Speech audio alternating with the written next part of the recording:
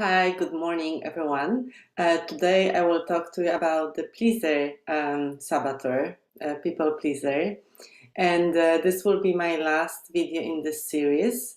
And if you want to know more about the rest of the saboteurs, I will put in the link to the free online assessment, and you can read more about it. And if you're interested in going deeper into that work, we can fix that. And I offer a program that's called Gain Control of Your Thoughts and Emotions in 6 weeks, kind of from self-sabotage to self-mastery. It's an amazing program, and if you'd like to hear more about it, please let me know, and I'd be happy to tell you more. I will also be sharing in the next video more details about the program itself and the registration link as well. But today, let's come back to the people pleaser saboteur, which, many people say, oh, I'm such a people pleaser, which what they mean is I'm such a great person, I'm a great friend, I'm a great colleague, I'm always very helpful. But is it really so? So, people pleaser saboteur is trying to indirectly gain acceptance and affection by helping, pleasing, and rescuing and flattering other people. And it really loses the sight of own needs and later becomes resentful as a result. So, does it resonate with you if I say that? If you're going to a restaurant even and you want to eat maybe a Mexican, I love burritos, by the way, but your partner or a friend wants to go to have Chinese, and you kind of really want to have Mexican, but because you don't want to make it sound like you're needy, you're actually going to just accept that option, which maybe what you could do is to catch yourself doing it and discuss, maybe there is another option that you both will want, but kind of, making your needs also heard, and not just kind of pushed down, right? Because it will then come up later, right? If you don't like that Chinese, maybe you even get sick, and then you'll blame your friend or partner, even if they had nothing to do with it, actually, because they don't know that you wanted something else. There has been this experiment that I've found really, really interesting. I think a family of four was sitting at the table, and they didn't know what to do, and one of them said, let's go see a movie. And no one wanted to see the movie, but just because someone suggested it, by the way, to please others, they were all kind of like, yeah, okay, maybe we can see a movie, why not? And eventually they all went to see a movie which no one wanted to see, which is kind of a waste of time and money if you think of it. So people pleaser is this saboteur that is building on the strengths of empathy, being loving and giving, being tuned into others' feelings and needs, being kind of, oh my God, I hear you, I see you, I want to help you, right? So the person who has this saboteur often has this really big need of helping others. People with that saboteur often are emotionally self-aware, and they have potential for really high emotional intelligence. So these are all the strengths that, by removing the saboteur from your life, or taming it a little bit, you will keep your strengths. What I'm saying. So there's nothing wrong with these strengths. They're amazing strengths, actually, and I think the world would be a better place if everyone had these strengths. I think you agree.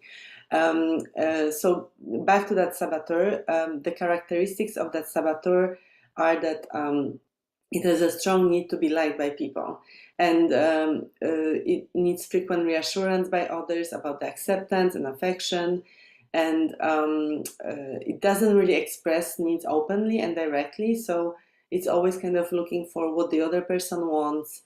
So if you think about maybe your job, have you experienced that someone is asking you to stay longer and help them with a project, and you really want to go home because your kids or your partner is waiting with dinner, but because you feel like they expect you to do it, you cannot say no. So you stay and you do it, but inside you're really upset, right? But you smile because you want to be nice.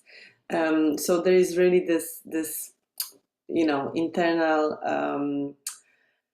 anxiety a little bit and resentful that is being caused by that. And the thoughts that the saboteur is telling us is that, to be a good person, you should really put your needs behind the needs of the other people, right? So you should be a good person, nice person, and you can make everyone like you. Your life will be great when everyone likes you, because you don't want to be invited to that party, right? Like, you want people to like you. And maybe also, if you don't rescue someone, who will do it, right? Like, oh my God, they need me. This friend is in need. I'm the only one they need, right? So there's even an amazing book called Boundaries, which I'm now listening to on Audible. And it's talking all about kind of this boundaries issue, when you always do something for others and you meet their expectations and you don't really meet your own expectations first. So it's important to tame the saboteur, because if you don't put your own mask on yourself first, like you're in the airplane, right? Even if you have kids, you're asked to put the mask on yourself first, because if you cannot breathe, you cannot help your kid, you cannot help your family or anyone else. And it's so important also in the leadership roles. If you don't start with yourself, you cannot really help others. So you will not be a great leader if you don't tune into what you really need. And this is why I do what I do. I really want to support leaders in discovering that, drive, the internal drive, that their internal motivation and inspiration that they can then pass on to others, because passion is like that.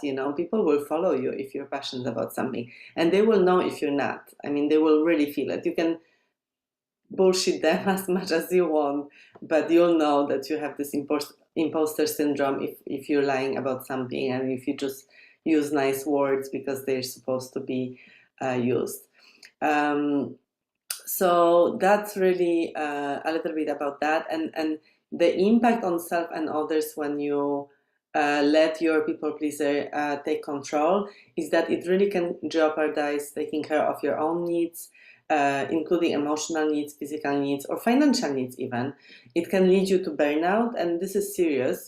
People are getting a burnout, and if you have anyone who has been through burnout, you probably know that there are panic attacks involved, and it's not a nice thing, and it's really something you want to avoid.